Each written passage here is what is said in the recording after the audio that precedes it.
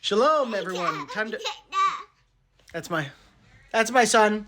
This is why I haven't been making as many short videos. I open my mouth and they start screaming at me. But tonight we're gonna. Yeah, you think that's funny, huh? He thinks it's funny. Tonight we're going to examine some of the dietary laws tonight and go over a bit of Torah law. I was recently challenged about the dietary laws and just mainstream interpretation of them. So, being challenged about your walk is a good thing, right? There's a reason it says iron sharpens iron. That's done through friction. That's done through butting heads, right? We can do it amicably, though, which is where most of us fail. But I was amicably challenged about my interpretation of the dietary laws, so let's talk about it tonight. In question tonight is the dietary laws and whether duck is clean to eat or not. Now, let me get a few things off my chest real quick before we get into my study about this.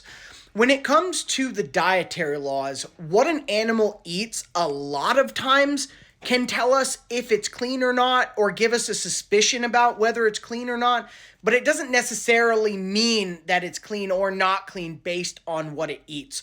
So coming and saying, well, ducks eat a bunch of unclean things, well, yeah, so does pretty much every clean fish.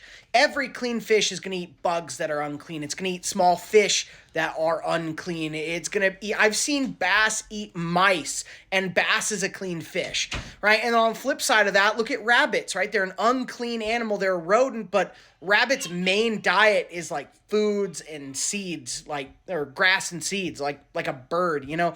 So that's not really a good indicator necessarily. But I will say if an animal is predatory, like its main diet is killing and hunting live animals, it's probably not something we can eat, right? We can't eat predatory animals. And if an animal's main diet is scavenging carcasses like lobster, shrimp, even pigs could fall into that class of animal. But if its main diet is eating like rotting carcasses, probably not something we should eat. We can't eat scavenger animals. But again, there are clean animals that eat unclean things, and there's clean animals that eat unclean things, and it's based off what God tells us and not about our opinions on the matter. So let's think about that while we examine the animals tonight and ducks, because sure, ducks will eat unclean things, chickens and turkeys will eat unclean things, and I'm going to talk about chickens and turkeys after we talk about ducks. So let's get into it real quick.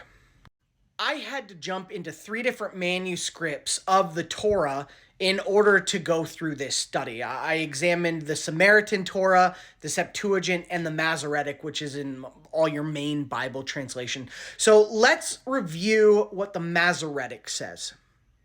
If we use a KJV, it says this. Leviticus 11:18 is what we're going to talk about tonight. And the swan, the pelican, and the gear eagle. So here's the argument. Swan is listed as unclean, and ducks are in fact a member of the swan family, which would also include geese. And a lot of people hunt. Now let me get this off my chest as well.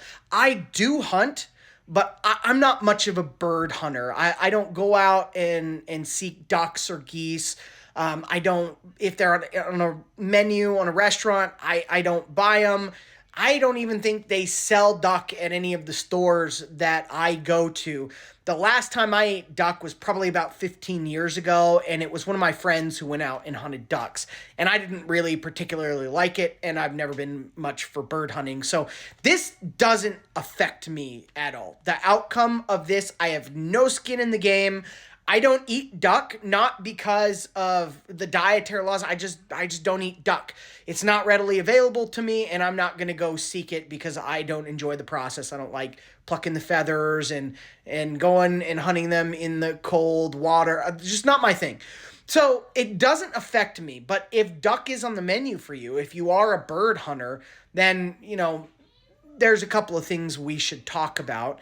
But do know that at the end of this, regardless of my stance on it, you should do your own research. I'm not saying that this is an entirely comprehensive study and I have exhausted all of the avenues when I make my decision at the end of this video. I'm not saying that. So I'll give you my opinion on it, but know that it doesn't affect me either way this goes.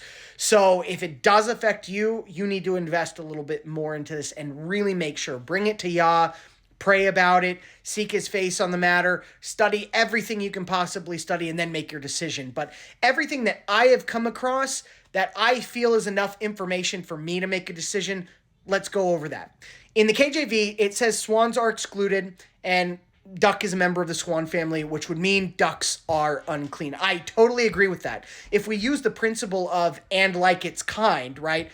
The deer and its kind, the dog and its kind, the cat and its kind, then swan falls into the category same as ducks and geese, and you could not eat them. But if you've been following me for any amount of time, you know that I think the KJV is one of the worst translations you can get and study, especially when it comes to doctrine changing or salvation affecting things that you need to seek out in the Bible. Studying it out of a KJV, and I don't care which KJV, 1611, whatever, any of the manuscripts of the KJV. I have an entire playlist of videos of errors that I have found in the KJV. The KJV is right next to the NIV and NLT for me as the worst Bible translations you can get. My first Bible that I ever bought and studied was a KJV. I spent years studying in the KJV, but when I really started looking into the manuscripts, there are so many errors, and I've done dozens of videos on errors I've found in the KJV. So this doesn't really settle it for me in my mind when we're talking about the Masoretic text. So let's look at some other Bible translations that use older manuscripts than the KJV translation. This is the New King James, and it does not list the swan, and none of these animals are related to the swan. The ESV says the same thing. These two translations agree. The manuscripts that they use, which are older Masoretic manuscripts than the KJV, do not say swan. If you look at the actual manuscript information, say on an interlinear Bible, you're going to see this for Leviticus 11:18. The ibis and the water hen, neither of which are related to the swan or duck. So the manuscripts used for mainstream Bibles don't include swan at all. So naturally, I looked into this, and if you look at the International Standard Bible Encyclopedia, it talks about the word swan, and it says that it was rightly changed to the horned owl and the pelican and the vulture, a bird of the duck family wrongly placed among the abominations in the version of the Bible, now changed to horned owl. So scholars mostly believe that it was a mistranslation in the KJV, and the manuscripts don't support it. So if I go off of the consensus and the manuscripts used in the actual Masoretic text, it's easy for me to say swan is not included. If I was solely going off the Masoretic, I would say ducks are just fine, but let's look at the rest of them for the sake of argument. Most of you know that I hold the Septuagint in high regard. I would choose the Septuagint translation every time over a Masoretic Bible, but there is no such thing as a perfect translation. I just think it's more accurate. And in the Septuagint, it does in fact list swan. So I went ahead and looked into this too. The Greek word used in this version of the Septuagint is kukvov. And I'm no expert on Greek, so take that into account. But when I looked up the Greek word for swan, it's a different Greek word than the one in the translation. And when you look into this too, it appears that there is some debate about if this is an accurate translation as well. And it talks about ibis being in there instead of swan.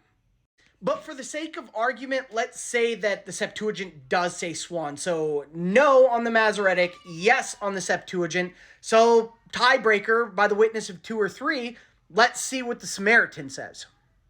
Here's a picture out of my Samaritan Torah that I took, and if you look right here, it does not mention swan. On the side here, it even goes over the words translated for the Samaritan Torah, and again, nothing even related to swans is mentioned on this one. If you asked me, I believe I have enough evidence to say that swan was a mistranslation and that ducks are a clean bird. But again, the outcome doesn't affect me. I don't eat ducks. So if you do, I suggest you do more research. Also, of all the birds listed as unclean, not a single one is even a little bit related to chickens or turkeys. So I'm still good there too.